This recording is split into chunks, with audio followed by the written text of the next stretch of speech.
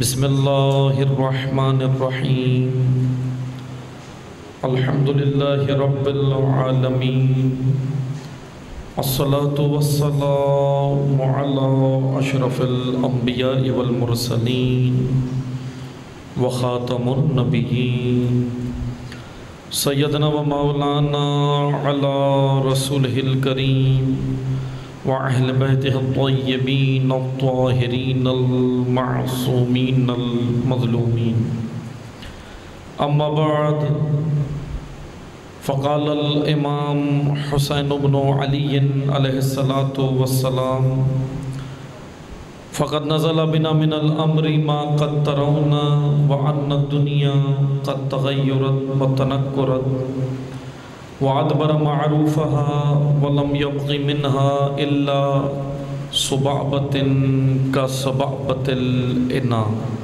درود پڑھیے محمد والے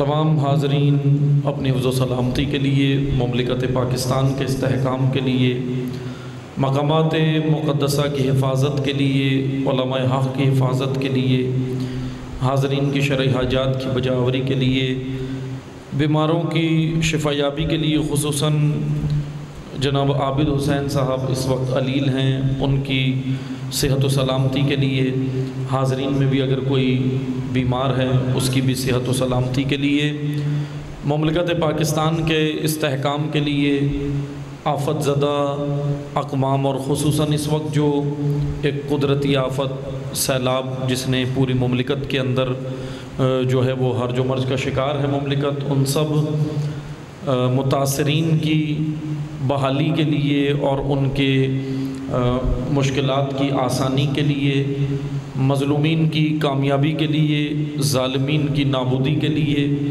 اور امام عصر کے ظہور میں تعجیل کے لیے ایک بار بلندتر محمدی صلوات پڑھیے۔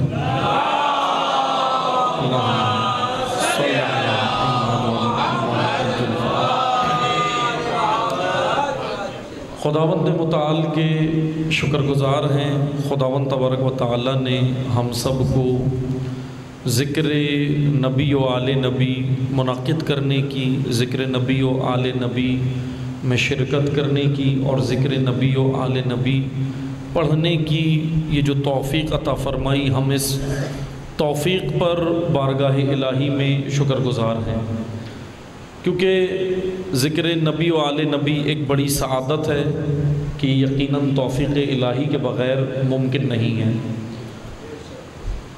گزشتہ شب میں نے آپ کی خدمت میں عرض کیا تھا کہ شکران نعمت یہ ہے کہ ہم اس نعمت الہی کا درست استعمال کریں، یہ شکران نعمت ہے، یعنی اللہ نے جو ہمیں نعمت دی ہے اس کا استعمال قانون الہی کے مطابق کریں، اللہ نے دی ہے۔ جیسے مثال بھی دی تھی کہ اگر ہم مختصراً اگر ظاہری طور پہ نعمتوں کو شمار بھی کریں تو جیسے آنکھ ہے، ہاتھ پاؤں ہیں، صرف اگر بدن کی بات کریں تو یہ نعمت ہی ہم اس کی بات کریں تو اس کے اندر جو اعضاء و جوارح ہیں خداوند تبارک و تعالی نے ہمیں اس لیے دیے کہ ہم اس کا استعمال صحیح کریں، اور حتیٰ کہ جب ہم نعمتوں کی گننے کی بات کرتے ہیں تو یقیناً شمار نہیں ہو سکتی۔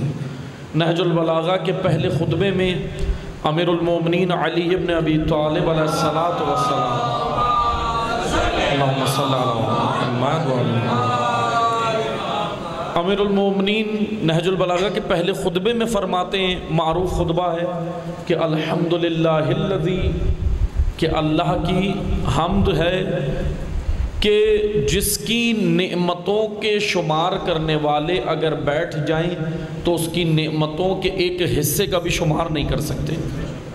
نعماء العادون، نعمتیں جمع کرنے والے، یعنی پہلے تو امیر المومنین نے کہا کہ اس پروردگار کی حمد ہے کہ جس کی حمد کا حق ادا نہیں ہو سکتا، اس کی نعمت کا حق، اس کی حمد کا حق ادا نہیں ہو سکتا۔ پھر آگے حضرت نے فرمایا کہ اس کی نعمتوں کو شمار بھی نہیں کیا جا سکتا، اور واقعاً سب سے بڑی نعمت جو آج ہمارے پاس موجود ہے وہ محبت اہل بیت ہے، سب سے بڑی محبت، یہ سب سے بڑی نعمت ہے۔ اور یقین جانیں کائنات کا امیر ترین انسان ہے جس کے دل کو اللہ نے محبت اہل بیت کے لیے چنا، کیونکہ یہ محبت بھی ہر دل میں نہیں جاتی، پاکیزہ قلب میں ہوتی ہے۔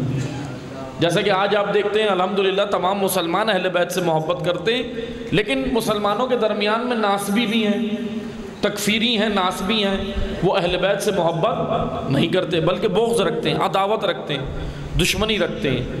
لیکن وہ یہی دیکھیں کہ یقیناً اس دل میں اللہ نے یہ محبت نہیں ڈالی، یہ دل اس قابل ہی نہیں تھا کہ جس میں محبت اہل بیت نہ ہو۔ بس یہ بڑی نعمت ہے۔ ہم اپنے موضوع سے ہی متمسک ہوں کہ سب سے بڑی نعمت، کل میں نے عرض کیا تھا کیونکہ ہمارا موضوع ہے معاشرتی تباہی کے اسباب، قرآن کی نگاہ سے، از نگاہ قرآن، کہ کیوں معاشرے تباہ ہو جاتے ہیں۔ آئیں آ کر میں پہلے تو اسی خطبے کی آپ کی خدمت میں تھوڑا سا تاریخ کے حوالے سے بیان کروں، پھر ہم قرآن کی اسی آیت پر آئیں گے جو کل ہم نے چھوڑی تھی۔ یاد ہوگا انشاءاللہ مومنین کو سورہ آل عمران کی 112 نمبر آیت جو کل ہم نے آپ کی خدمت میں تلاوت کی تھی، اس میں سے ہم نے 2 نکات بیان کی تھے۔ انشاءاللہ ہم اس کی جانب آئیں گے اور جو 2 نکات رہ گئے تھے اس کی بھی آج وضاحت کریں گے اسی آیت کے اندر کہ کس طرح معاشرے تباہ ہوتے ہیں۔ اس سے قبل کہ میں آیہ قرآنی کی جانب آؤں، تھوڑا سا تاریخ آپ کی خدمت میں بیان کروں گا تاکہ یہ جوانوں اور بچوں کے لیے، بزرگان ہم سے بہتر جانتے ہیں لیکن جوانوں اور بچوں کے لیے میں مختصر سی تاریخ بیان کروں گا، آپ نے توجہ سے سننی ہے۔ سید الشہداء امام حسین علیہ السلام کا یہ خطبہ، اللہم صلی علی محمد و علیہ، امام حسین کے نام پر ذرا قوی اور بلند تر صلوات پڑھیے، اللہم صلی علی محمد و علیہ۔ امام حسین علیہ السلام کا جو خطبہ سرنامہ سخن ہے جو ہم روزانہ آپ کی خدمت میں تلاوت کر رہے ہیں، خطبہ تو نہیں ہے، اس کا ایک چھوٹا سا حصہ، ایک پیراگراف میں نے آپ کی خدمت میں چند جملات اس کے پڑھے۔ امام نے کیا کہا میں پہلی مجلس میں بیان کر چکا ہوں، لیکن تھوڑا سا ترجمہ میں دوبارہ کر دوں جو نہیں تھے موجود ان کے لیے۔ یہ خطبہ امام علیہ السلام نے مکہ جب امام نے قیام کیا 4 مہینے 4 دن مکہ میں رہے تو وہاں پر امام کے کئی خطبات ہیں، اس میں سے ایک یہ بڑا منفرد خطبہ ہے، اور جیسا کہ میں بیان کر چکا ہوں یہ خطبہ امام نے دینداروں کے درمیان میں کھڑے ہو کے دیا ہے، بے دینوں کو نہیں دیا، دینداروں کو جو نمازی تھے، حاجی تھے، روزہ دار تھے، یعنی بے دین لوگ نہیں تھے، دین پر عمل کرنے والے لوگ تھے۔ اچھا خطبہ کیا ہے میں دوبارہ تھوڑا سا تکرار کر رہا ہوں تاکہ پھر ہم اس سے ہسٹری کی جانب آئیں گے، تاریخ کی جانب، کہ کیوں امام حسین ایسے جملے کہہ رہے تھے، ہوا کیا تھا۔ امام کیا کہہ رہے ہیں اپنے قیام کے دوران؟ فقط نزل بنا من الامر ما قد ترون وان الدنیا قد تغیرت وتنکرت۔ امام حسین علیہ السلام کی جملے، امام نے کہا ایھا الناس، لوگوں سنو، دنیا بدل گئی ہے، معاشرہ بدل گیا ہے۔ امام اس خطبے میں اپنے سوسائٹی کی عکاسی کر رہے ہیں، اپنے معاشرے کی۔ یہ موضوع کس کا ہے؟ آپ الحمدللہ جانتے ہیں، اہل علم یہاں تشریف فرما ہیں، باشعور لوگ یہاں تشریف فرما ہیں۔ سوسائٹیز کس طرح تباہ ہوتی ہیں، سوسائٹیز کیسے پروان چڑھتی ہیں، یہ علم سوشیولوجی کہلاتا ہے۔ علم سوشیولوجی اس کے اوپر بحث کرتا ہے، جس کو اردو میں عمرانیات کہتے ہیں۔ میں یہ جوانوں کے لیے عرض کر رہا ہوں، اردو میں عمرانیات کہتے ہیں اس علم کو، سوشیولوجی کو، اور فارسی میں جامعہ شناسی کہتے ہیں۔ یہ علم کرتا کیا ہے، اس علم کا کام کیا ہے؟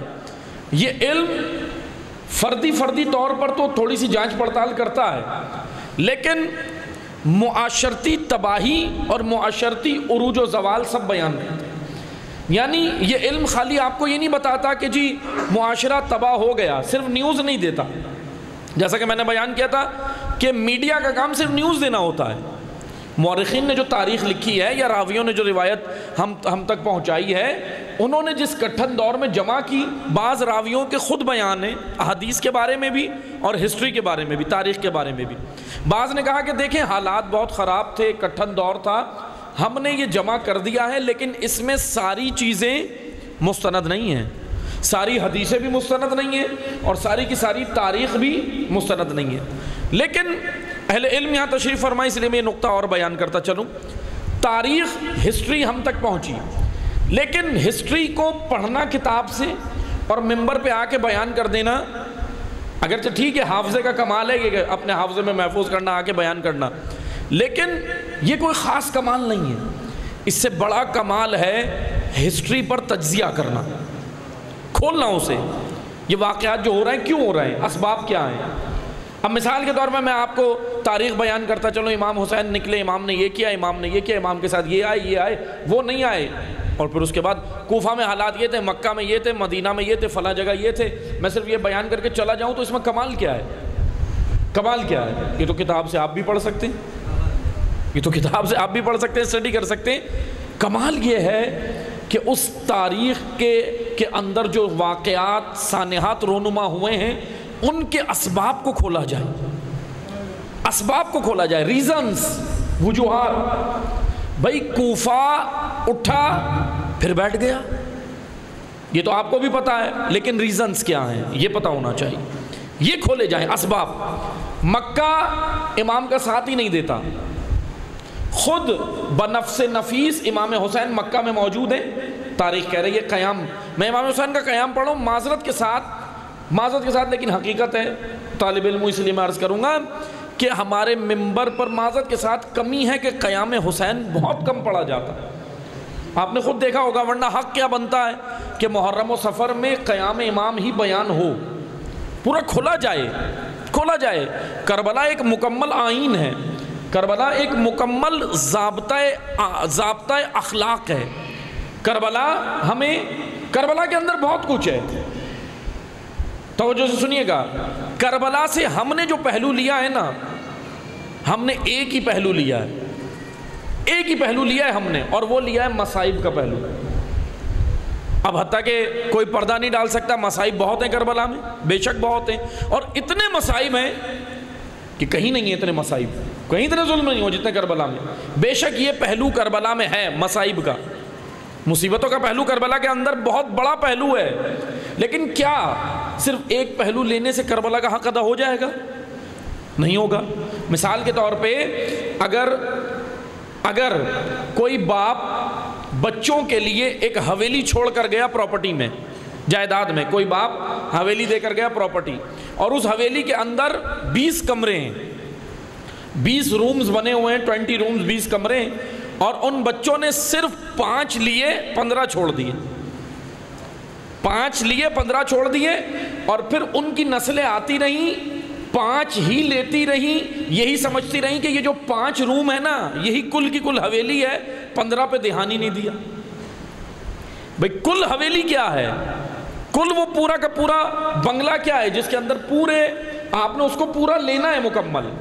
اسی طرح عزیزان محترم، کربلا کے اندر مصائب ایک پہلو ہے، ایک پہلو، لیکن کربلا کے اندر اور کیا کیا ہے؟ آئیں توجہ سنیں۔ کربلا میں ایثار ہے، کربلا میں قربانی، ایثار، ایک دوسرے پر تقدم۔ کیا کر رہے تھے شب عاشور؟ امام حسین کے اصحاب کیا کر رہے تھے؟ ایک دوسرے پہ سبقت لے جانے کی کوشش کر رہے تھے۔ سامنے کیا تھی؟ سامنے کچھ مل نہیں رہا تھا، کچھ بٹ نہیں رہا تھا، موت تھی۔ موت کے اوپر کہہ رہے تھے شب عاشور گفتگو ملتی ہے ہمیں انصار حسین کی، گفتگو ملتی ہے۔ کہہ رہے تھے پہلے میں جاؤں گا، دوسرا کہتا تھا دیکھو میرے اگر تم میرا خیال کرتے ہو، میری فضیلت یہ ہے، مجھے جانے دو پہلے۔ اس طریقے سے گفتگو ہو رہی ہے، موت پہ سبقت لے جانے کی کوشش ہو رہی ہے۔ ایثار، فداکاری، قربانی پہلا جذبہ کربلا کے اندر۔ اور کیا ہے کربلا کے اندر؟ ایثار ہے، کربلا کے اندر فداکاری ہے، کربلا کے اندر حماسہ ہے، کربلا کے اندر جرت ہے، کربلا کے اندر حریت ہے، کربلا کے اندر غیرت ہے، کربلا کے اندر حکمت ہے، کربلا کے اندر دانائی ہے، کربلا کے اندر عدالت ہے، کربلا کے اندر فصاحت ہے، کربلا کے اندر بلاغت ہے، کربلا کے اندر علم ہے، کربلا کے اندر حلم ہے، کربلا کے اندر تقوی ہے۔ جتنی قرآن کریم میں ان صفات کی آیات ہیں، ان آیات کا مصداق شہدائے کربلا۔ اٹھا کر پڑھیں، دیکھیں کربلا کے اندر یہ سارے پہلو ہیں، اور ہم نے یہ سارے پہلو لینے ہیں، ایک پہلو میں اکتفا نہ کریں۔ کربلا کے اندر مصائب کا بہت بڑا پہلو ہے، لیکن کیا ہم صرف مصائب لے کر یہ سمجھیں کہ ہم نے کربلا کا حق ادا کر دیا؟ نہیں عزیزان محترم، کربلا سے یہ سب کچھ لینا ہے۔ کربلا ایک مکمل آئین تربیت ہے، کانسٹیٹیوشن ہے، آئین کانسٹیٹیوشن ہے، تربیت کا قانون ہے۔ لیکن کربلا کو سمجھنے کے لیے ہمیں ہسٹری میں جانا ہوگا۔ اچھا، ہسٹری سمجھنے کے لیے ہمیں سوشیولوجی میں جانا ہوگا، کیا ہوئے ہیں واقعات، کیا ہوا ہے، کیسے تباہی کی جانب امام حسین کا معاشرہ کہ امام کو کھڑے ہو کے یہ کہنا پڑ رہا ہے مکہ کے اندر، بھائی دین تمہارے ہاتھ سے نکل گیا، دین کا برتن تم نے الٹ دیا، الٹے برتن میں تلی کی مانند تمہارے پاس دین ہے، تم اس دین کو لے کر دیندار بنے ہوئے۔ یہ امام حسین کے جملے، وہی خطبہ جو ابھی میں نے تلاوت کی، اس کا مفہوم اور ترجمہ یہ۔ اب آپ مجھے بتائیں ہوا کیا تھا؟ میں تھوڑا سا آپ کو پیچھے لے کے جا رہا ہوں، میرے ساتھ چلیے گا، توجہ سنیے گا۔ رسول اللہ صلی اللہ علیہ وآلہ وسلم، اللہم صلی علی محمد وآل محمد وعجل فرج، پیغمبر اکرم ظاہری طور پر حیات ہیں، ابھی دنیا سے نہیں گئے۔ پیچھے آ جائیں، میں آپ کو رسول اللہ کے دور سے لانا شروع کروں گا تاکہ یہ جو ابھی 2-3 دن رہ گئے اس کے اندر ہم اپنے موضوع کو کور کریں، اس کو کور کریں، کیونکہ موضوع تو بڑا طویل ہے، مفصل ہے، لیکن میں کچھ نکات آپ کو پیش کر کر طالب علمانہ فریضہ ادا کر سکوں، بس کوشش ہماری یہ۔ ہم پیچھے جائیں، پیغمبر اکرم کا دور ہے، رسول اللہ ظاہری طور پہ دنیا میں موجود ہیں، قرآن کریم کی آیت ہے، آیت نازل ہوئی، بہت مشہور آیت ہے، توجہ سنیے گا۔ رسول اللہ کی زندگی میں اللہ نے رسول اللہ کی امت سے سوال کیا، امت میں سب ہیں، توجہ سنیے گا، شیعہ، سنی، بریلوی، دیوبند، اہل حدیث، سب سنیں۔ قرآن، اب مجھے بتائیں، قرآن کو تو سب مانتے ہیں نا الحمدللہ، تمام فرقے، تو قرآن کا یہ سوال سب سے ہے، کسی بھی مسلک، کسی بھی فرقے سے تعلق رکھتے ہوں، قرآن نے یہ سوال کیا رسول اللہ کی زندگی میں۔ سوال کیا ہے؟ وما محمد الا رسول، آیہ کریمہ ہے، وما محمد الا رسول قد خلت من قبلہ الرسل۔ ترجمہ یہ ہے کہ بھئی یہ اسی طرح رسول ہیں جیسے پچھلے آئے، پچھلے انبیاء خدا نے بھیجے، قد خلت من قبلہ الرسل افئن مات او قتل، توجہ سنیے گا، افئن مات او قتل، اگر یہ رسول، ابھی رسول اللہ زندہ ہیں، ظاہری طور پہ حیات ہیں، اللہ نے سوال کیا ہے، ہم سے سوال کیا ہے، رسول اللہ کی اس نسل سے، 11 ہجری کی نسل سے، 10 ہجری کی نسل سے، 50 ہجری کی نسل سے، آج 1444 ہجری میں بیٹھی ہوئی اس نسل سے، اور تا قیامت آنے والی ہر نسل سے قرآن کا یہ سوال بنتا ہے۔ کوئسچن مارک ہے، خدا سوال کر رہا ہے، اس کا جواب ہم نے خود سوچنا ہے، کیا ہے جواب؟ اس کا جواب عملی ہے، زبانی نہیں ہے۔ قد خلت من قبلہ الرسل افئن مات او قتل، اگر یہ رسول قتل کر دیے جائیں، یہ اللہ سوال کر رہا ہے۔ آیہ کریمہ کا ترجمہ یہ، اگر یہ رسول قتل کر دیے جائیں، قتل، قتل کر دیے جائیں، شہید کر دیے جائیں، کیونکہ رسول اللہ نے بھی اس دنیا سے جانا تھا، جیسے دیگر انبیاء آ کے چلے گئے، ظاہری طور پہ حضور نے بھی جانا تھا دنیا سے، سرکار دو عالم نے بھی جانا تھا، پیغمبر اکرم کے بارے میں اللہ نے سوال کر لیا، اگر یہ رسول قتل کر دیے جائیں تو اے امت اسلامیہ، اے عرب، عجم، سیاہ، سفید، سب سے سوال ہے، تمام روئے زمین پر بسنے والے انسانوں سے، ہر ایک سے سوال تھا، تمام امت اسلامیہ سے سوال اس وقت بھی تھا، آج بھی ہے، کہ اگر یہ رسول قتل کر دیے جائیں، شہید کر دیے جائیں، اس دنیا سے چلے جائیں، آپ کیا کرو گے؟ افئن مات او قتل، اگر یہ رسول قتل کر دیے جائیں، انقلبتم علی اعقابکم، انقلبتم علی اعقابکم، یہ ہے اہم ترین سوال، انقلبتم علی اعقابکم، میں بار بار آپ کی توجہ کرا رہا ہوں، اس جملے کو یاد کر لیں، ذہن میں یاد کر لیں، انقلبتم علی اعقابکم، تم رسول کی راہ پہ بعد رسول چلتے رہو گے، یا انقلبتم علی اعقابکم، یا واپس اپنے آبا و اجداد کے راستوں پہ پلٹ جاؤ گے۔ یہ ہے آیت کا مختصر سا ترجمہ اور اللہ کا کیا ہوا سوال۔ اب حضور کی آنکھ بند ہوئی، ظاہری طور پہ رحلت فرما گئے 11 ہجری میں، 11 ہجری واقعہ کربلا ہوا 61 ہجری، 11 ہجری پیغمبر اکرم دنیا سے چلے گئے، 50 سال ہیں بس بیچ میں، امام حسین کے قیام میں اور حضور کی رحلت کے درمیان 50 سال، پیغمبر اکرم چلے گئے 11 ہجری کو دنیا سے ظاہری طور پہ۔ کیا ہوا؟ اب آپ مجھے بتائیں، آپ الحمدللہ تاریخ تو جانتے ہیں نا، اتنی تو سبھی جانتے ہیں کہ کیا ہوا تھا۔ امت قائم رہی، حضور کے راستے پہ رہے، نہیں رہے، پہلا کام جو کیا گیا وہ یہی ہوا کہ سقیفہ برپا ہوا۔ ٹھیک ہے، سقیفہ میں کیا ہوا سب جانتے ہیں۔ اچھا، میں ہسٹری پڑھ رہا ہوں، کسی کو اعتراض نہیں ہونا چاہیے، اور ہسٹری تاریخ شیعہ سنی نہیں ہوتی، تاریخ ہوتی ہے بھائی، عقائد ہوتے ہیں شیعہ سنی، عقائد میں اختلاف ہے، لیکن تاریخ تو مورخین نے نقل کی ہے، اہل سنت علماء نے نقل کی ہے۔ میں چلے حوالے کے طور پہ 2-3 باتیں بھی کہہ دیتا ہوں۔ اہل سنت بڑے جید عالم ہیں ابو الفرج اصفہانی، ان کی کتاب اغانی ہے، اور ان کی ایک اور کتاب ہے مقالۃ الطالبین، انہوں نے نقل کی۔ اس کے علاوہ صاحب انصاب الاشراف نے بھی اپنے کتاب کے اندر یہ ہسٹری نقل کی جو میں پڑھ رہا ہوں، ابھی میں پڑھنے نہیں آیا، میں بتانے آ رہا ہوں، لیکن پہلے حوالے دے رہا ہوں۔ صاحب انصاب الاشراف نے بھی نقل کی۔ اسی طرح مسعودی نے بھی مروج الذہب کے اندر، جو اردو میں ترجمہ تاریخ مسعودی کے نام سے، انہوں نے بھی یہ ذکر کیا۔ یعنی تاریخ کی کئی کتابوں کے اندر یہ چیزیں تکرار ہوئی ہیں اور آئی ہیں۔ کیا ہوا کہ حضور کی آنکھ بند ہوتے ہی لوگ واپس پلٹے۔ کہاں پلٹے؟ اپنے آبا و اجداد کے طور طریقوں پر۔ حضور کا راستہ چھوڑ دیا، رسول اللہ کا راستہ چھوڑ دیا، سیرت پیغمبر اکرم چھوڑ دی۔ ہوا کیا؟ اچھا، سب سے بڑا دخیل جو ہوتا ہے نا قوم کو قائم رکھنے کے اندر، سب سے بڑا جو کردار تھا وہ تھا حکومت کا۔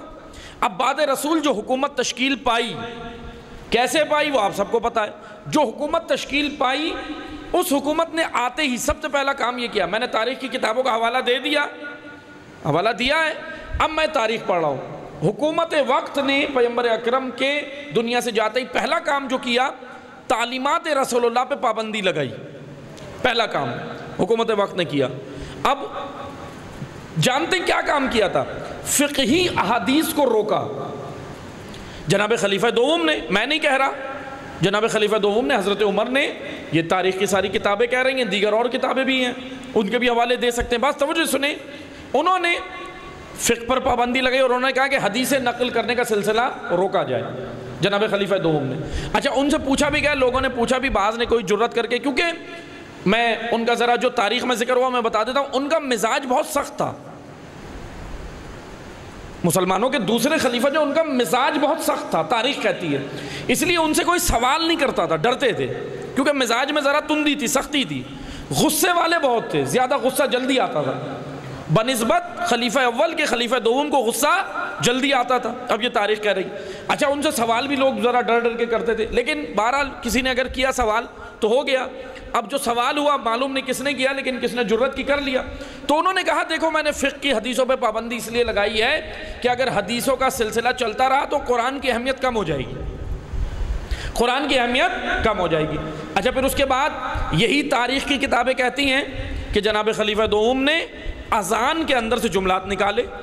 پیغمبر اکرم کے دور میں حی علی خیر العمل جزء اذان تھا، تاریخ کی کتابیں کہہ رہی ہیں، اہل سنت علماء نے بھی نقل کیا، حی علی خیر العمل کے یہ جملے جناب خلیفہ دوم نے نکالے۔ اچھا، ان سے جب پوچھا کہ آپ نے کیوں نکالے، تو وہ کہنے لگے کہ اصل میں اس لیے نکالے کہ ان کا دور جنگوں کا دور تھا۔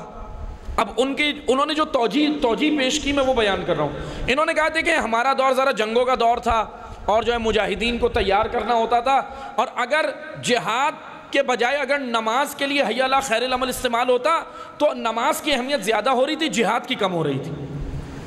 انہوں نے اپنے ذہن سے سوچ کر یہ اختراعات دین میں ڈالی تھی کہ بھائی حی علی خیر العمل نکال لیا جائے، ورنہ لوگ جہاد کے لیے نہیں جاتے۔ اچھا، یہ میں یہ سمجھے کہ بالکل شارٹ کلپس ہیں جو میں آپ کو بتا رہا ہوں، پوری تاریخ نہیں پڑھ رہا۔ یہ جناب خلیفہ دوم کا دور ہے۔ خلیفہ سوم کا جب دور آیا بعد رسول اللہ، تو یہ دور تاریخ کہتی ہے، میں اس کا مفہوم پیش کر رہا ہوں۔ اس دور کے اندر احادیث پہ پابندی تو لگی ہوئی تھی، دیگر تعلیمات رسول اللہ پہ پابندی تو لگی ہوئی تھی، روکا ہوا تھا، لیکن جناب خلیفہ سوم کے دور میں خلیفہ سوم نے حدیثوں پہ اور تعلیمات پہ زیادہ توجہ نہیں دی۔ ان کا دور معیشت کی مضبوطی کی جانب جانے لگا، لیکن معیشت مضبوط نہیں ہوئی، اکنامکس، کیونکہ پاکستانیوں کا بھی سب سے بڑا مسئلہ اکنامکس ہی ہے نا پاکستان میں ہمارے۔ اب تو جو سنیں، جناب خلیفہ سوم کا دور جب آیا، حضرت عثمان کا دور جب آیا، تو انہوں نے اکنامکس کا معاملہ، ان کے معیشت کا مسئلہ ان کے دور میں زیادہ کھڑا ہوا، کیونکہ ایک وجہ یہ تھی کہ انہوں نے اپنے احباب، رشتہ داروں کو اور دیگر جتنے قریبی تھے ان کو منصب دیے تھے، عہدے دیے تھے۔ اچھا، پھر ظاہر سی بات ہے اگر اہل کی جگہ نا اہل بٹھائیں تو کیا ہوتا ہے؟ کرپشن ہوتی ہے، معاشرے میں کرپشن ہوتی ہے۔ اسی لیے امیر المومنین کی خوبصورت حدیث ہے، مولا علی فرماتے ہیں، توجہ سنیں، یہ دو جملے مولا علی کے لے جائیں۔ مولا علی فرماتے ہیں کہ اگر وہ قومیں تباہ ہو جاتی ہیں، مولا علی کے جملے سنیں، مولا علی فرماتے ہیں وہ قومیں تباہ ہو جاتی ہیں جو دو کام کریں، جو دو کام کریں۔ کہا کہ کیا دو کام؟ کہا ایک یہ کام کہ اہل کی جگہ نا اہل بٹھا دیں، اور دوسرا اہم کاموں کی جگہ غیر اہم کاموں کو ترجیح دیں۔ اہم اور مہم، اب ہم مہم کو چھوڑ کر اہم میں لگ جاتے ہیں، اہم یا بعض اوقات اہم بھی نہیں ہوتا، غیر اہم ہوتا ہے، اس کو ترجیح دیتے ہیں۔ اسی طرح اہل کی جگہ نا اہل، وہ قومیں کبھی بھی کامیاب نہیں ہوں گی، مولا علی کا فرمان ہے، تباہ ہو جائیں گی۔ اب آپ مجھے بتائیں، نا اہل اگر اداروں میں بٹھائیں تو ادارے تباہ ہوتے ہیں، اب نا اہل کہیں بھی بٹھا دیں، چاہے اداروں میں بٹھا دیں یا ممبر پہ بٹھا دیں، بھئی توجہ ہے نا آپ کی؟ اگر ممبر پہ بھی آئے گا تو یہ یاد رکھیں حق ممبر ادا نہیں ہوگا، کیونکہ ممبر کی بھی شرائط ہیں، مجلس کی بھی شرائط ہیں، جہاں فضائل ہیں وہاں شرائط بھی ہیں، جہاں فضائل ہیں وہاں ذمہ داریاں بھی تو ہیں نا۔ بھئی ممبر پر آنے والے کے فضائل ہیں، مولا کا ذاکر، بہترین ذاکر، یہ ذاکر اس نے یہ پڑھ دیا، بے شک آپ کو اللہ نے یہ فضیلت دی ہے کہ آپ ذکر علی کر رہے ہیں، لیکن اپنے مقام کے ساتھ ساتھ اپنے فرائض بھی نبھائیں۔ مقام اور فرائض دونوں چیزیں دین اسلام نے بیان کی۔ بس توجہ سنیں عزیزان محترم، اب آیا مولا علی کا دور۔ مولا علی نے آتے ہی جو جملہ کہا وہ سنیے گا، میں معاشرے کی تباہی پہ لا رہا ہوں آپ کو کہ کیوں یہ معاشرہ تباہ ہوا تھا، قرآن نے وہ وجوہات جو بیان کی اور امام حسین کو یہ جملے کیوں کہنا پڑے۔ آیا مولا علی کا دور، ظاہری طور پہ مسلمانوں کے چوتھے خلیفہ، اقتدار سنبھالا مولا علی نے، امت اسلامیہ کے اقتدار سنبھالا۔ ابھی میں عقائد نہیں پڑھ رہا، ابھی کبھی کوئی شیعہ یہ اعتراض کر دے کہ آپ نے چوتھا خلیفہ بول دیا، عقائد نہیں پڑھ رہا میں، عقائد اور چیز ہے، لیکن ابھی ہم ہسٹری پڑھ رہے ہیں جو تاریخ میں ہوا ہے۔ اب امیر المومنین اقتدار سنبھالتے مولا علی، عزیزان محترم جلدی جلدی سنیے گا توجہ سے، امیر المومنین نے اقتدار سنبھالتے ہی بڑا خطرناک کام کر دیا اپنے لیے۔ وہ خطرناک کام تھا نہیں، کرپٹ لوگوں کے لیے خطرناک تھا۔ امیر المومنین نے آتے ہی نہج البلاغہ میں جملہ ہے، توجہ سے سنیے گا، جملہ بڑا خوبصورت ہے۔ اگر یہ جملہ مولا علی کا ہمیں یاد ہو گیا نا، بس یاد رکھے کہ یہ بڑا ایک قانون دے دیا مولا علی نے۔ امیر المومنین نے کہا کہ سنو، لا تبلبلن بلبلۃ ولا تغربلن غربلۃ، علی علیہ السلام کے جملے نہج البلاغہ۔ امام نے کہا میں اقتدار میں تو آیا ہوں، لیکن ذرا مجھے پہچانو میں کون ہوں۔ لوگ آتے تھے آ کر مولا علی کے سامنے علی علی کرتے تھے، بہت کرتے تھے علی علی۔ ایک گروہ مولا علی کے پاس آیا، صبح شام علی علی کرنے لگا، علی علی علی علی۔ امیر المومنین نے کہا کہ رک جاؤ، جو تمہاری زبانوں پر ہے میں اس سے کم تر ہوں، جو دل میں ہے اس سے بڑھ کر ہوں، پہلے میری معرفت حاصل کرو میں کون ہوں۔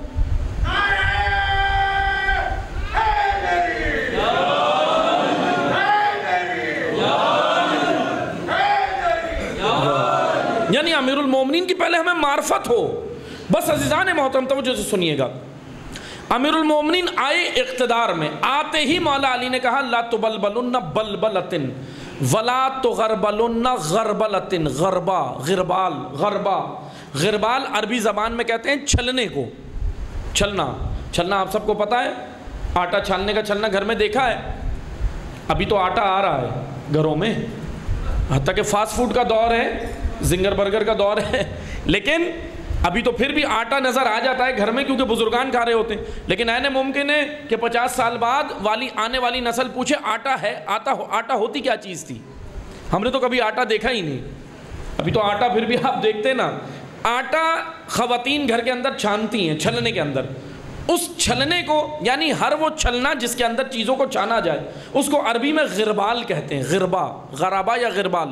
اب غربال مولا علی نے کہا میں غربال لایا ہوں اپنے ساتھ، توجہ سے سنیں، علی کا معیار سنیں، علی کے ساتھ چلنے کا معیار سنیں۔ ہر علی علی کرنے والا علی کے ساتھ چل نہیں پاتا۔ میں ابھی مثال دوں گا زبیر ابن عوام کی، علی علی 25 سال کیا، لیکن جب علی نے عدالت دکھائی زبیر سے عدل علی برداشت نہیں ہوا۔ یہ بڑا مشکل مرحلہ ہے، اس لیے امیر المومنین نے کہا کہ سنو میں غربال لایا ہوں، چھلنا اپنے ساتھ۔ کیا چھلنا ہے؟ معیارات کا چھلنا۔ میں اس کے اوپر تمہیں چھانوں گا، تولوں گا، پرکھوں گا، جو اچھے دانے ہوں گے وہ علی کے ساتھ اور بھوسا سارا امیر شام کے ساتھ۔ آپ دیکھ لیں جتنا بھوسا نکلا نا اس چھلنے سے، اس معیار پہ جو نہیں چلا، شام بھاگ گئے، شام چلے گئے۔ لیکن کوفہ کون رہے مولا علی کے پاس؟ اچھے دانے، اچھے دانے اس چھلنے سے چھن کر جو آئے تھے۔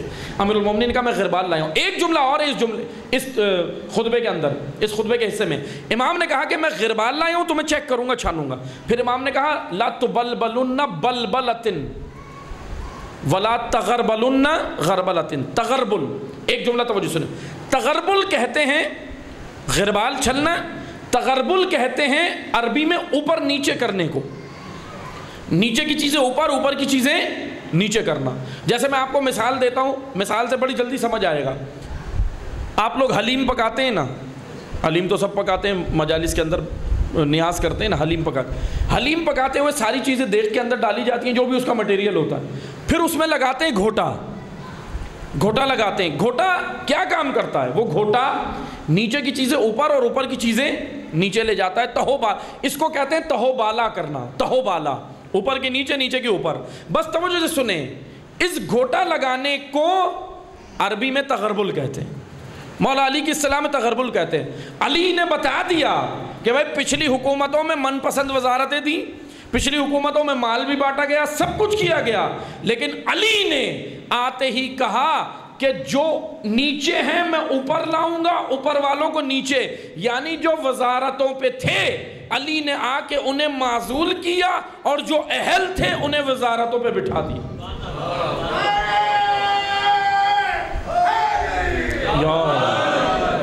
امیر المومنین نے انہیں وزارتوں پہ بٹھایا۔ آپ دیکھ لیں جناب عبداللہ ابن عباس، فقی، اپنے دور کے فقی، مجتہد، اپنے دور کے محدث، اپنے دور کے بہترین کاتبان وحی میں شمار ہوتے ہیں، صحابی رسول، بہترین عبادت گزار با تقوی شخصیت امیر المومنین کے دور میں، لیکن مولا نے ان کو ذمہ داریاں دی، کچھ ان سے نہیں چل سکا، امام نے واپس بھی لے لی، معزول بھی کر دیا، کیونکہ علی صرف علم و تقوی ہی نہیں دیکھتے، ایبلٹیز بھی دیکھتے ہیں، مینجمنٹ، مدیریت۔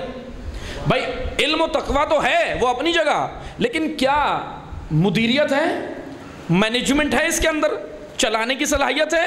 امیر المومنین نے کس میں نظر آئی؟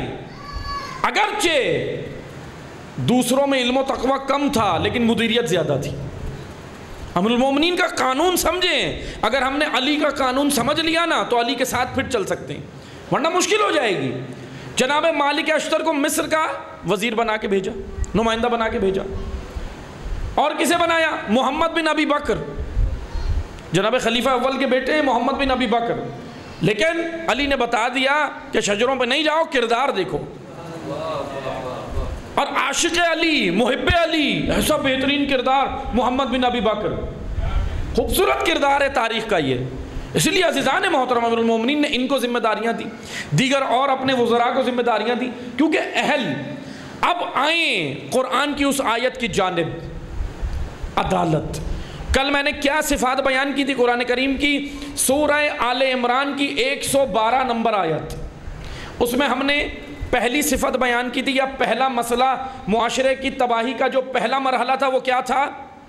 ابھی اگر کسی کو یاد ہے تھوڑا سا بتائیں تو میں آگے بڑھوں، جو کل آئے تھے۔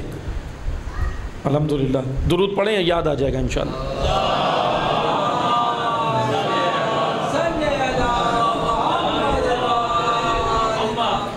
چار چیزیں ہم نے بیان کی تھی۔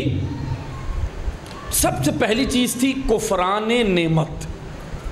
معاشرے تباہ ہوتے ہیں جب وہ نعمتوں کا انکار کرتے ہیں۔ انکار زبان ہی سے نہیں ہوتا، عملی بھی ہوتا۔ اطاعت نہ کرنا امام کا انکار ہے۔ دل میں عقیدہ رکھ لینا میں مولا کا ماننے والا ہوں، چاہنے والا ہوں، بے شک ایک مرحلہ تو آپ نے پورا کر لیا، لیکن مطیع نہ بننا، کیا یہ انکار نعمت نہیں ہے؟ یہ بھی انکار نعمت ہے، معصیت کرنا۔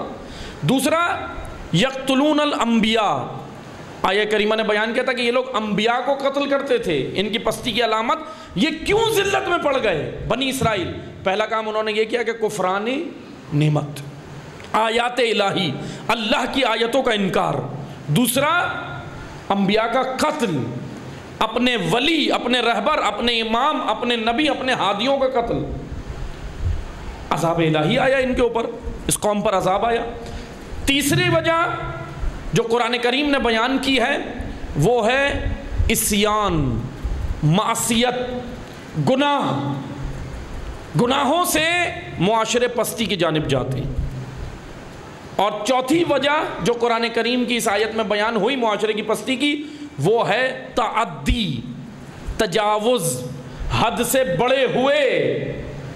لیکن ایک اور چیز بتا دوں، حد سے بڑھنا بھی نقصان دہ ہے اور حد سے کم ہونا بھی نقصان دہ ہے، کیونکہ قرآن کریم ایک ایسے معاشرے کی ہم سے بات کرتا ہے جس کے اندر اعتدال ہو، جس کے اندر بیلنس ہو، جس کے اندر اعتدال ہو۔ امیر المومنین نے ایک اعتدال والا معاشرہ قائم کیا، نہیں چل سکا۔ کتنی چلی امیر المومنین کی حکومت؟ زیادہ سے زیادہ 4 سال، 3 سال اور چند مہینے۔ کیا وجہ تھی؟ علی علیہ السلام نے بتا دیا نا۔ علی علیہ السلام نے یہ جملے نہج البلاغہ میں امیر المومنین نے کہا کہ بعض حاکم اپنی رعایا پر ظلم کرتے ہیں، میں وہ مظلوم حاکم ہوں جس پر میری رعایا نے ظلم کیا۔ یہ مظلومیت ہے مولا علی کی۔ اللہ اکبر، امیر المومنین اتنا مظلوم امام ہے، یہ جملے کوئی معمولی نہیں ہے۔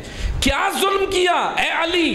کیا آپ کی رعایا نے آپ کا کھانا پینا بند کیا تھا، فاقے کیے تھے، کچھ اور مسئلہ کیا تھا؟ نہیں۔ سنیں، امیر المومنین بتاتے ہیں میری رعایا نے مجھ پر ظلم یہ کیا کہ میرے حکم کی نافرمانی کی، اطاعت نہیں کی۔ علی اطاعت مانگتے ہیں، اطاعت چاہتے ہیں، اس لیے جناب کمیل سے کہا ہے کمیل محبت کرنے والے بہت ہیں، اطاعت کرنے والے بہت کم ہیں۔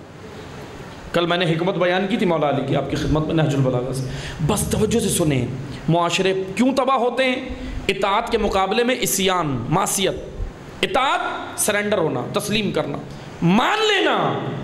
لیکن اطاعت کی میں اور وضاحت کر دیتا ہوں، ذرا اور کھول کے وضاحت کرتا ہوں۔ اطاعت صرف مان لینا، صرف تسلیم ہونا نہیں، بلکہ ایک کنڈیشن اور کیفیت کے ساتھ۔ میں آپ کو مثال دیتا ہوں، جب ہم کسی کو حکم دیں تو چہرے کے اوپر 2 کنڈیشنز ہوتی ہیں، منفی مثبت 2 کنڈیشنز ہوتی ہیں، 2 کیفیتیں ہوتی ہیں۔ توجہ سے سنیے گا، میں ذرا اطاعت سمجھانا چاہ رہا ہوں کہ اطاعت کہتے کسے۔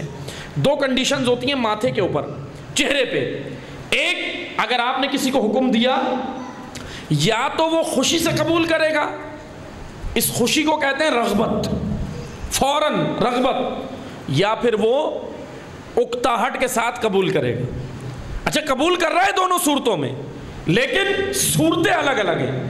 ایک میں فوراً رغبت کے ساتھ اور دوسرے میں اکتاہٹ کے ساتھ۔ چلے میں اور آسان کر دیتا ہوں، مطلب جوانوں اور بچوں کے لیے مثال کے ذریعے۔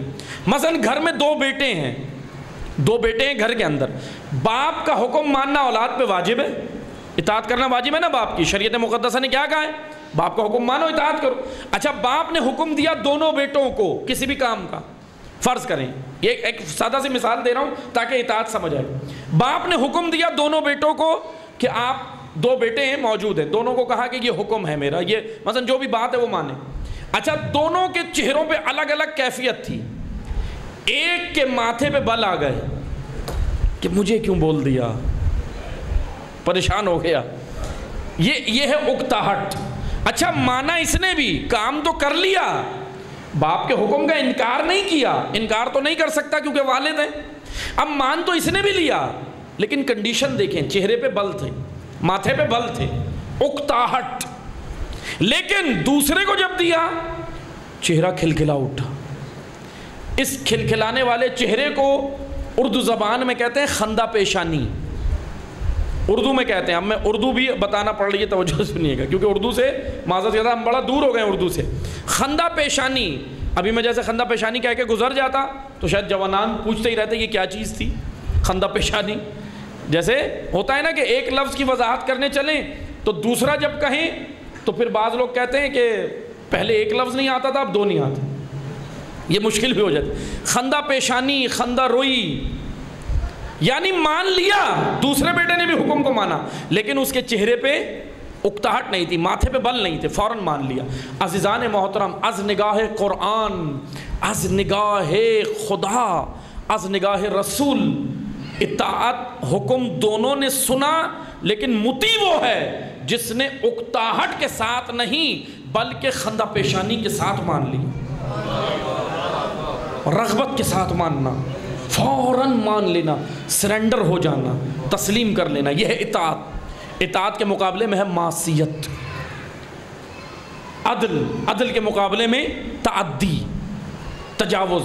آئیں میں آپ کو 2 جملوں میں تعدی بتا کر ذکر مصائب پہ آ رہا ہوں۔ کیوں معاشرے تباہ ہوئے؟ ہمارے معاشرے میں آج عدالت ہے نہیں نظر آتی۔ کیوں نہیں نظر آتی؟ شروع کہاں سے ہوگی عدالت؟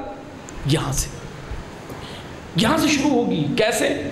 اللہ نے انسانی وجود میں 2 مرکزی قوتیں رکھی ہیں، ایک کا نام ہے عقل، ایک کا نام ہے شہوت۔ یہ جوانان خصوصی توجہ سے سنیے گا، کربلا عقل اور شہوت کی جنگ ہے، کربلا عقل اور شہوت کی جنگ ہے۔ ایک ہے عقل، ایک ہے شہوت۔ اچھا 2 لشکر ہیں یہ اندر۔ اصول کافی میں امام جعفر صادق علیہ الصلوۃ والسلام نے، اللہم صلی علی محمد وعلی محمد، یہ عدالت سمجھیے گا، اگر یہاں عدالت قائم ہو گئی تو معاشرے میں ہوگی، ورنہ آپ کتنی بھی بیٹھ کر تبصرے کرتے رہیں، لان تان کرتے رہیں، جوڈیشری کو بولتے رہیں، سب کو بولتے رہیں، کچھ ہونا نہیں ہے جب تک وجود میں عدالت نہ ہو۔ یعنی تربیت، سب سے پہلی چیز ہے تربیت۔ جب تک معاشرے کی تربیت نہیں ہوگی، ایک معتدل معاشرہ قائم نہیں ہو سکتا، ایک معتدل سوسائٹی میں ہم نہیں جی سکتے۔ 2 مرکزی قوتیں عقل اور شہوت۔ امام فرماتے ہیں اصول کافی میں، اچھا ان دونوں کے لشکر امام نے بیان کیا، اصول کافی کی خوبصورت حدیث ہے، حدیث جنود عقل والجہل، چھٹے امام کی حدیث ہے، حدیث جنود عقل والجہل۔ جنود کہتے ہیں سپاہ کو، عربی میں جنود کہتے ہیں لشکر کو، سپاہ کو۔ توجہ سنیے گا، میں آسان کر کے سمجھاؤں گا، زیادہ اس میں ابھی حدیث میں نہیں جا رہے، میں بس آسان کر کے سمجھا رہا ہوں۔ عقل اور جہل، عقل کے مقابلے میں جہل، یہ علم کے مقابلے والا جہل نہیں ہے، علم کے مقابلے والا جہل اور ہے، عقل کے مقابلے میں جہل اور ہے۔ یعنی عقل کے مقابلے میں جو جہل ہے وہ شہوت ہے، شہوت۔ امام نے کہا یہ دونوں لشکر وجود انسانی میں ہر کسی کے وجود میں اللہ نے رکھے ہیں۔ اب اس کی جنگ ہے، رسول اللہ نے اسی لیے تو اصحاب کو کہا تھا جہاد اصغر سے آ گئے، جہاد اکبر کرو، یعنی اپنے وجود کا جہاد کر لو، پھر تمہارے لیے یہ باہر یہ جو معارکے ہوتے ہیں نا تلوار سے، یہ کچھ بھی نہیں ہے اگر تم نے اندر اپنے نفس سے لڑ لیے۔ اب توجہ سے سنیں، نفس دونوں طرح کا کبھی کبھی تابع ہو جاتا ہے، یا تو کبھی عقل کی سنتا ہے، کبھی شہوت کی سنتا ہے۔ 2 مرکزی قوتیں ہیں وجود انسان میں، عقل اور شہوت۔ عقل کے لشکر کا نام کیا ہے؟ میں وضاحت کر رہا ہوں سادہ زبان میں۔ عقل کا لشکر ہے غیرت، شجاعت، دلیری، حماسہ، حریت، حکمت، عدالت، فصاحت، بلاغت، نجابت، کرامت، حلم، تقوی، علم، یہ عقل کا لشکر ہے۔ یہ اندر ہے لشکر، دونوں فوجیں لڑ رہی ہیں، روز لڑ رہی ہیں، ہر لحظے لڑ رہی ہیں، ابھی ہم یہاں بیٹھے ہیں جب بھی وہ دونوں لڑ رہے ہیں اندر، یہ عقل کا لشکر ہے۔ شہوت کا لشکر حسد، بغض، کینہ، عداوت، جھوٹ، فریب، دھوکہ، یہ سب شہوت کا لشکر ہے، اندر موجود ہے، اندر موجود ہے، دونوں لڑ رہے ہیں، دونوں کی جنگ ہے۔ اچھا یہ جنگ بھی بڑی عجیب ہے، کبھی عقل غالب شہوت مغلوب، کبھی شہوت غالب عقل مغلوب، یہ ایسی جنگ ہے۔ اچھا دونوں کبھی کبھی غالب آ جاتے ہیں، ابھی دونوں اس طرح ہو جاتے ہیں۔ اچھا بعض اوقات ہوتا ہے یہ جو عرفاء ہے نا، عرفاء اللہ کے عارف بندے، یہ اتنا شہوت کو کنٹرول کر لیتے ہیں کہ عقل غالب آ جاتی۔ اور توجہ سے سنیے گا، توجہ سے سنیے گا، جیسے ایک بحث چلتی ہے سوشل میڈیا پہ، جی عقل اور ہے عشق اور ہے، توجہ سے سنیے گا، یہ پتہ نہیں یہ تفریق جو ہے وہ اور ہوئی ہے، لیکن توجہ سے سنیں، عشق کیا ہے؟ عقل فرمان رب سنتی ہے، لیکن کیسے سنتی ہے میں طریقہ کار بتاتا ہوں۔ عقل فرمان دیتی ہے نفس کو، اور شہوت بھی فرمان دیتی ہے نفس کو۔ اچھا نفس دیکھیں کس کی سنتا ہے، نفس ذرا بیچ میں لٹکا ہوا ہے، کبھی ادھر کبھی ادھر، کبھی ڈاماڈول ہے، لیکن یہ جنگ بڑی خوبصورت جنگ ہے۔ عقل کو فرمان کہاں سے ملتا ہے؟ زبان نبی سے۔ توجہ سے سنیے گا، میں کہیں لے کے جا رہا ہوں۔ عقل انسانی کو فرمان زبان نبی، لسان نبی، لسان ہادی، لسان امام، لسان رہبر دیتی ہے۔ لسان امام کو پیغام عقل امام دیتی ہے، عقل نبی دیتی ہے، اور عقل نبی کو فرمان وحی دیتی ہے، اور اس وحی کو کلام الہی کہتے ہیں۔ انسانی عقل کا تعلق خدا سے ہے، یہ خدا کا فرمان سنتی ہے عقل، لیکن اگر عقل غالب رہے، اگر مغلوب ہو جائے تو پھر شہوت کا کنٹرول ہو جاتا ہے، پھر شیطان لے جاتا ہے۔ اب دوبارہ سے سنیں، وحی عقل نبی پہ آتی ہے، عقل نبی سے زبان نبی پہ، زبان نبی سے عقل انسانی پہ، اور اگر عقل انسانی کو سمجھ آ جائے تو وجود انسانی میں راسخ ہو جاتی۔ یہ وحی کا مقصد ہے۔ کیوں یہ وحی نازل ہوتی تھی انبیاء پہ؟ اس لیے تھوڑی کہ آ کر وہ سنائیں ہمیں اور ہم سنیں، ہم کہیں واہ واہ واہ کیا رسول اللہ نے پڑھا، کیا بہترین کلام پڑھا، سن کے چلے جائیں۔ اس لیے وحی نہیں آتی تھی۔ وحی اس لیے کہ سن کر اندر اتارنا، وجود پہ اتارنا۔ بس توجہ سے سنیں، عقل کس کا سنتی ہے؟ رب کا۔ تو کیا عقل کے مقابلے میں عشق ہوگا؟ نہیں۔ عقل جب غالب ہو، شہوت مغلوب ہو جائے تو یہ عقل اپنا سفر کرتی ہے، مراحل میں جاتی ہے، 10%، 20%، 50%، 40%، 60%، اور جب یہ عقل عزیزان محترم 100% ہو جائے تو پھر یہ عقل عشق میں بدل جاتی ہے۔ پھر انسان عاشق بنتا ہے، مادہ کا عاشق نہیں، فیمیل کا عاشق نہیں۔ فیمیل سے جو محبت ہے وہ شہوانی محبت ہے۔ عقل جو کراتی ہے وہ رب سے محبت کراتی ہے، عقل جو کراتی ہے نبی سے محبت کراتی ہے، عقل جو کراتی ہے وہ امام سے محبت کراتی ہے، عقل جو کراتی ہے ان کی سیرت طیبہ سے محبت کراتی ہے، عقل جو کراتی ہے ان کی راہ سے محبت کراتی ہے، عقل جو کراتی ہے ان کے نظریے سے، ان کی آئیڈیالوجی سے، ان کے تمدن سے ہم سے محبت کراتی ہے۔ وہ یہ عشق ہے۔ امیر المومنین نے کیا کہا تھا؟ سرزمین کربلا سے گزرے، بیٹھ گئے اور کہا اے میرے اصحاب، اس زمین پر اللہ کے عاشق گریں گے، اپنے خون میں غلطہ ہو کے گریں گے۔ یہ ہیں عشاق خدا۔ عزاداروں، یہ عشق کا سفر ہے، عشق کا۔ لیکن ایسا نہ ہو عشق کے نام پہ شہوت ہمارے وجود پہ کنٹرول کیا ہوا۔ اس لیے شہوت سے بچنا ہے، عقل کو سالم کرنا ہے، اور جب عقل سالم ہو جائے تو پھر جانتے ہیں کیا ہوتا ہے۔ آئیں آ کر دیکھیں، عمر سعد سے امام حسین نے 8 محرم کو آخری ملاقات کی ہے، مقاتل میں لکھا ہے۔ گفتگو بھی میں بتا دیتا ہوں۔ عمر سعد ایسا کردار نہیں تھا، شروع میں صحیح تھا۔ مسلم ابن عقیل کو جب دارالامارہ پہ لے کر آئے نا گرفتار کر کے، تو مسلم ابن عقیل سے عبید اللہ نے کہا تھا اپنی وصیتوں کا امین کسے بناؤ گے؟ کہا عمر سعد کو۔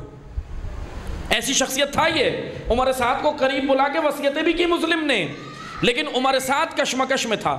عمر سعد کے وجود میں عقل اور شہوت ڈاماڈول تھی۔ عقل کہہ رہی تھی مت جا قتل کرنے، نبی کا نواسا ہے، تیرا امام ہے۔ شہوت کہہ رہی تھی حکومت رہ، حکومت رہ دیکھ، تیرے بچے ہیں، عبید اللہ انہیں مار دے گا، تیری اولاد ہے۔ آئیں میں آپ کو جملے بتا دیتا ہوں۔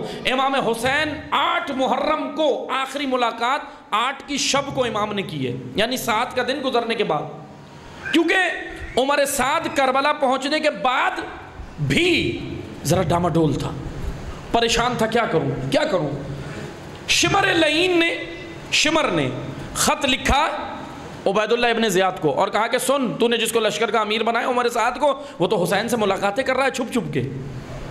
پھر جانتے کیا ہوا؟ پھر عبید اللہ نے خط بھیجا کہ اے عبید اللہ نے خط بھیجا عمر سعد کو اور کہا کہ سن، پہلے میں کیا کہہ رہا تھا، یا تو بیعت یا سر۔ عبید اللہ نے اس خط میں باقاعدہ لکھا، کہا میں نے تجھے پہلے کیا کہا تھا، یا تو بیعت، حسین سے بیعت لے، یا پھر حسین کا سر لا، لیکن اب سن لے، اب بیعت بھی نہیں، صرف سر حسین چاہیے۔ عبید اللہ نے لکھ دیا، آخری جو اس کا اسٹیمپ لگ گئی، جو آخری حکم تھا عبید اللہ کا، اب سر حسین چاہیے۔ اب عبید اللہ ڈاماڈول ہے۔ پھر عبید اللہ نے خط بھیجا کہ بے فکر ہو جا، میں کام کر رہا ہوں۔ بہرحال توجہ سنیں، عبید اللہ نے خط بھیجا، عبید اللہ کو بھیجا۔ اب عمر سعد سے آخری ملاقات 8 محرم کی شب، امام حسین نکلے، حضرت علی اکبر ساتھ ہیں اور ابو الفضل عباس ساتھ ہیں، امام کے ساتھ ہیں، اور 20 افراد امام حسین کے ساتھ۔ ادھر سے عمر سعد آیا، عمر سعد کا بیٹا، عمر سعد کا ایک غلام اور 20 افراد۔ لیکن جب آ گئے تو امام نے پھر اس کے بعد ایک شرط رکھی کہ یہ 20-20 افراد دور رہیں گے، صرف ملاقات کے وقت، بات چیت کے وقت ادھر سے امام حسین ہوں گے، علی اکبر ہوں گے اور ابو الفضل ہوں گے، اور ادھر سے عمر سعد ہوگا، اس کا غلام اور اس کا بیٹا، بس یہ 3 لوگ ہوں گے، یہ 6 افراد ملتے ہیں۔ اب امام کے ڈائلاگ سنیے گا، امام کی بات سنیے گا اور عمر سعد کا جواب سنیے گا، بس میں ذکر مصائب پہ آ رہا ہوں، توجہ سنیے گا، عقل اور شہوت اپنے ذہن میں رکھیں، عقل اور شہوت۔ امام نے عمر سعد سے کہا کہ تجھے کیا چیز ہم سے دور کر رہی ہے؟ یہ امام کے جملے ہیں، مقاتل میں لکھے ہیں۔ امام نے اس کو کہا کہ تجھے کیا چیز دور کر رہی ہے؟ تو کہنے لگا فرزند رسول کوفہ میں میرا گھر ہے۔ امام نے کہا اس سے بہتر گھر میں تجھے حجاز میں دوں گا۔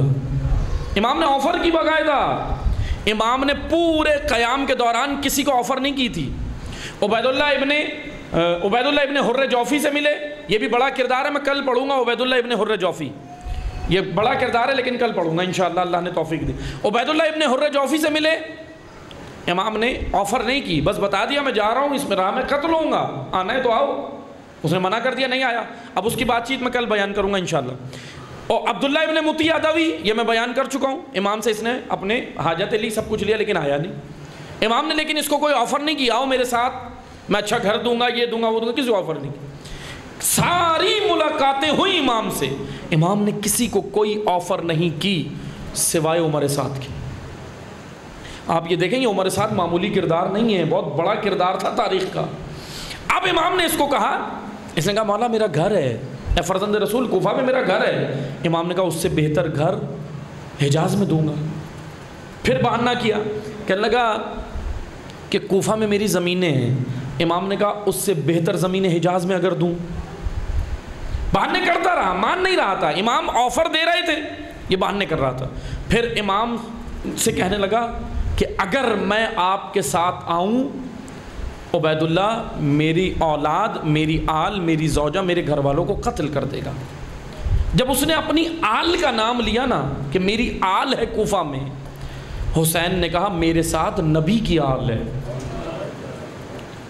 یعنی امام نے اس کو بتایا تو مقام بھول گیا اس آل کا، کائنات کی سب سے افضل ترین آل، آل رسول، اس سے بڑا خاندان کوئی، تو بھول گیا مقام۔ اب بھی عبید اللہ، اب بھی عمر سعد تیار نہیں ہوا۔ امام نے جب دیکھا نا بہانے کر رہا ہے، تو امام نے پھر آخر میں کہا کہ سن، تو اپنے بستر میں قتل ہوگا اور زیادہ عرصے عراق کی گندم نہیں کھا سکے گا۔ اس نے تنزن کہا میں جو پہ گزارا کر لوں گا۔ یہاں یہ ملاقات ختم ہو گئی۔ اب بتائیں، مجھے بتائیں عبید اللہ کیا چیز تھی؟ میں نے کہا نا عقل اور شہوت۔ عقل جب 100% ہو تو عشق بن جاتی ہے، عاشق خدا انسان ہو جاتا ہے۔ یہ کردار ہے عمر سعد۔ ایک اور کردار ہے، یہ منفی کردار ہے، مثبت کردار ہے، حر ابن یزید ریاحی۔ اللہ اکبر، کیا کردار ہے! ادھر دیکھیں آفریں ہو رہی ہیں، نہیں آیا۔ ادھر حر نماز بھی امام کے پیچھے پڑھ رہا ہے، آ گیا ساتھ، وہاں وہ بھی کشمکش میں، وہ بھی ڈاما ڈول ہے، کیونکہ حر کمانڈر تھا عبید اللہ کی فوج کا، معمولی سپاہی نہیں تھا، بڑا کمانڈر تھا، عہدہ تھا، منصب تھا، سیلری اچھی تھی۔ میں آج کی زبان میں کہوں حر کی سیلری اچھی تھی، حر کو مراعات زیادہ ملتی تھی، فوجی تھا، کمانڈر تھا، عہدے پہ تھا، رینک اچھا تھا حر کا، منصب تھا، آفریں تھیں حر کو۔ عبید اللہ ادھر عمر سعد کو بھی تھی، بس یہی تو جنگ ہے وجود انسانی میں، زن، زر، منصب۔ شہوت کہتی ہے لے لے، پرواہ نہ کر کون دے رہا ہے، پرواہ نہ کر۔ شہوت کہہ رہی ہے اندر سے کہ منصب لے لو، شہوت کہہ رہی ہے زن کی آفر ہے لے لو، شہوت کہہ رہی ہے زر کی آفر ہے مال کی لے لو، اگرچہ تمہاری ناموس چلی جائے، اگرچہ تمہاری عزت چلی جائے، اگرچہ تمہارا امام ہی قتل کیوں نہ ہو جائے، شہوت کہتی ہے لے لو۔ لیکن عقل کہتی ہے کہ یہ منصب، یہ عہدہ، یہ زن، یہ زر، یہ مال امام کے بغیر ممکن ہی نہیں ہے کہ میں لے لوں۔ عقل اور شہوت کی یہ جنگ، بس عزیزان محترم، یہ ہے وجود انسانی کی عدالت۔ اگر یہ عدالت وجود انسانی میں قائم ہوئی تو معاشرے میں ہو جائے گی۔ کیا چیز تھی جو عمر سعد کو آنے نہیں دے رہی وہ تھا شہوت کا غلبہ، اور کیا چیز تھی جو حر کو لے آئی؟ وہ تھا عقل کا غلبہ۔ عقل غالب آ گئی، عقل کہتی ہے فرمان رب سن، عقل لے آئی، عقل حسینی حسین کو کربلا لائی، عقل حسینی، عشق اللہ سے، عشق جو حسین ابن علی کو تھا وہ کربلا۔ بس توجہ سنیں، میں 2 جملے اور بیان کر دوں پھر مصائب پہ آ رہا ہوں۔ شہوت دیکھتی ہے کہ خطرے کا راستہ ہے، عقل دیکھتی ہے کہ خطا کا راستہ ہے۔ توجہ سنیے گا، 2 راستے ہر انسان کے سامنے آتے ہیں، ایک ہوتا ہے خطرے کا راستہ، ایک ہوتا ہے خطا۔ خطا یعنی غلطی کا راستہ، گناہ کا راستہ۔ چننا کون سا ہے بتاؤ؟ امام حسین نے کہا ادعی ابن ادعی قدر کذا بین اثنتین بین السلۃ والذلہ۔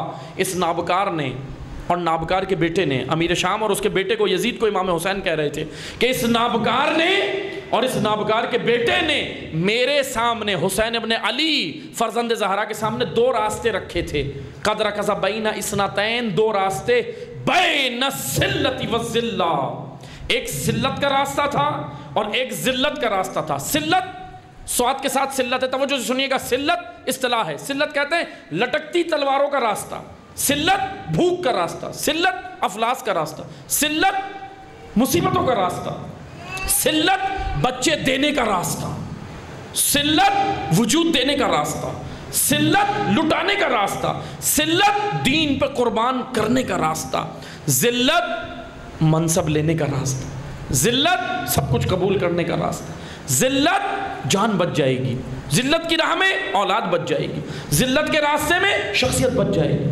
ذلت کے راستے میں زندگی مزید مل جائے گی۔ لیکن کیا مرنا نہیں ہے؟ وہ جنہوں نے یہ ذلت کا راستہ اختیار کیا کربلا کے بعد مرے نہیں، مر گئے، کوئی 5 سال بعد، کوئی 10 سال بعد، کوئی 50 سال بعد مر گئے۔ لیکن فرق کیا تھا؟ اللہ نے موت کا اختیار ہمیں نہیں دیا، موت سب کو آنی ہے، جو چاہتا ہے مرنا وہ بھی مرے گا، جو نہیں چاہتا وہ بھی مرے گا، لیکن اللہ نے بتا دیا مرنے کا اختیار تمہیں نہیں ہے، راہ چننے کا اختیار میں تمہیں دے رہا ہوں، چن لو کس راہ پہ مرنا ہے، عزت کے یا ذلت کے یا ذلت کے، ذلت کے یا ذلت کے، خطرے کے یا خطا کے۔ خطرے کا راستہ کون سا ہے؟ لٹکتی تلواروں کا راستہ، خطرہ ہے، مال جائے گا، اولاد جائے گی، سب کچھ جائے گا، لیکن خطرہ، اس راہ پہ خطرہ ہے۔ اور خطا کا راستہ، غلطیوں کا راستہ، امام چلا جائے گا ہاتھ سے، سب کچھ مل جائے گا، رونقیں مل جائیں گی گھر کی، لیکن امام وقت نہیں رہے گا، دامن چھوٹ جائے گا امامت کا۔ کوفہ نے خطا کا راستہ چنا، کربلا والوں نے خطرے کا راستہ چنا۔ موازنہ کریں عزاداروں بیٹھ کے، کون سا راستہ چننا ہے، خطا کا یا خطرے کا؟ خطرے کا راستہ عقل کہتی ہے چن لے، عقل کہتی ہے خطرے کا راستہ، شہوت کہتی ہے خطا کا راستہ، شہوت کہتی ہے خطا کا راستہ۔ آئیں آ کر دیکھیں حسین کو کون چاہیے تھے اس راہ میں؟ متی۔ اور حسین کے سب سے بڑا جو متی ہے نا، جس نے خطرے کا راستہ چنا، سب سے بڑا متی کون ہے حسین کا کربلا میں؟ ابو الفضل العباس، ابو الفضل ایسا متی حسین ہے، اللہ اکبر۔ ابو الفضل العباس ایسے متی حسین ہیں، پورے قیام میں کوئی مشورہ نہیں دیا امام کو، تسلیم، سرنڈر، اطاعت، کیونکہ وجود ابو الفضل میں عدالت تھی۔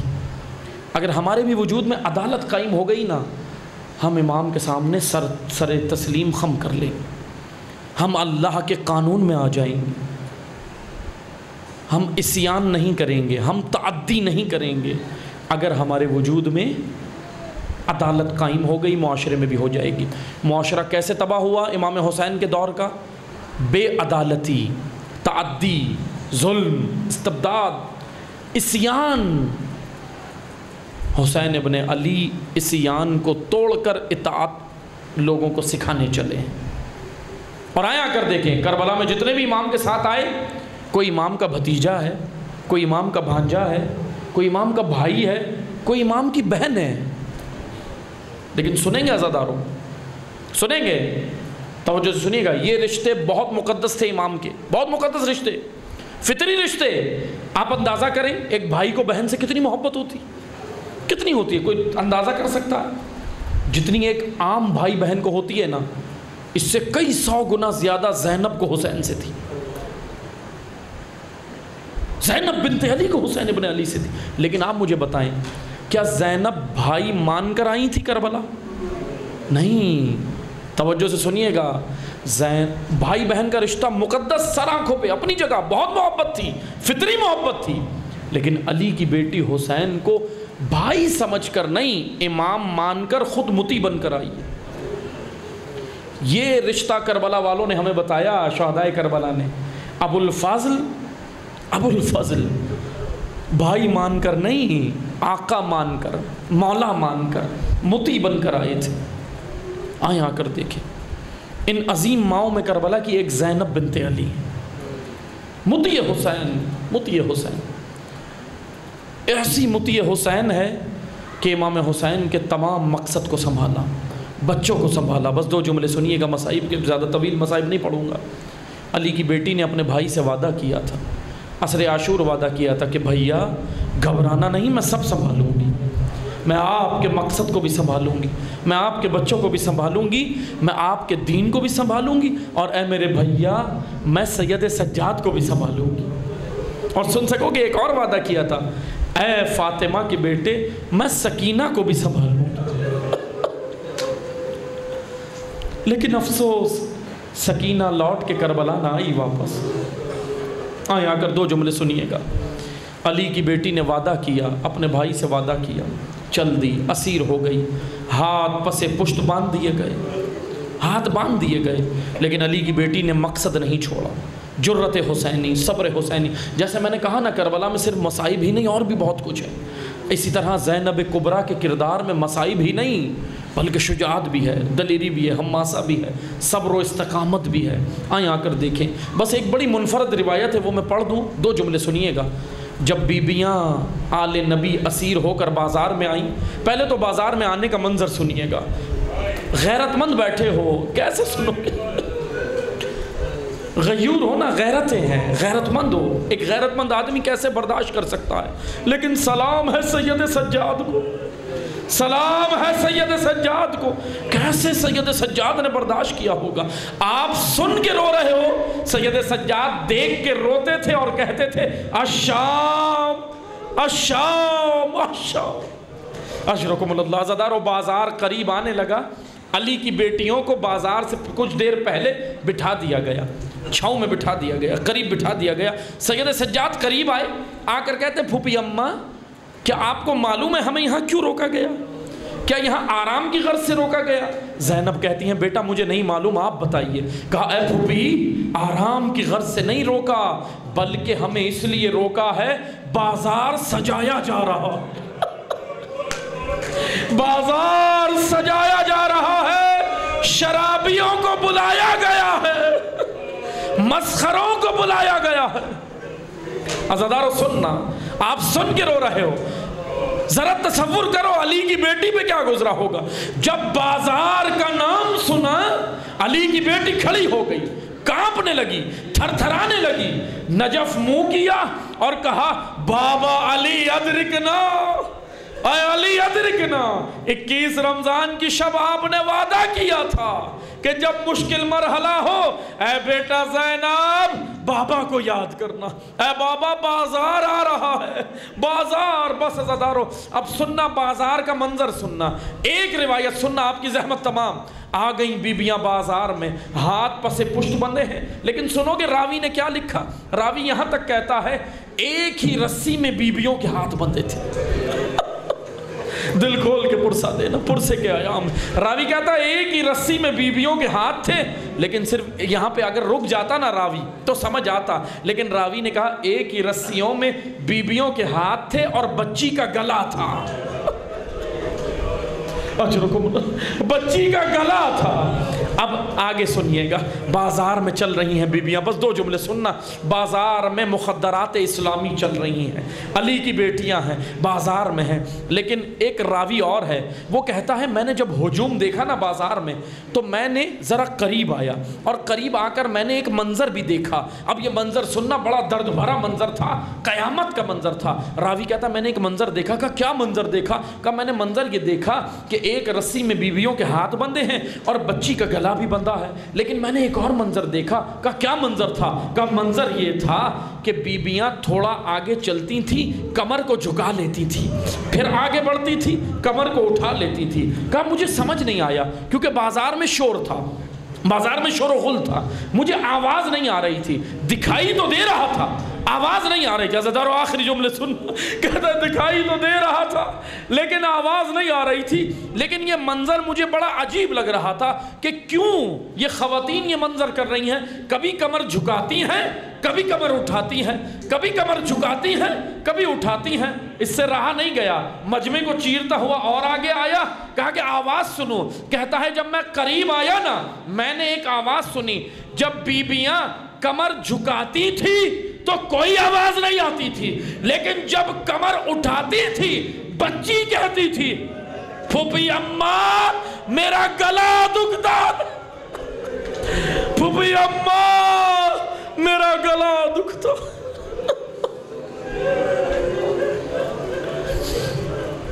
اللہ لعنت اللہ علی القوم الظالمین۔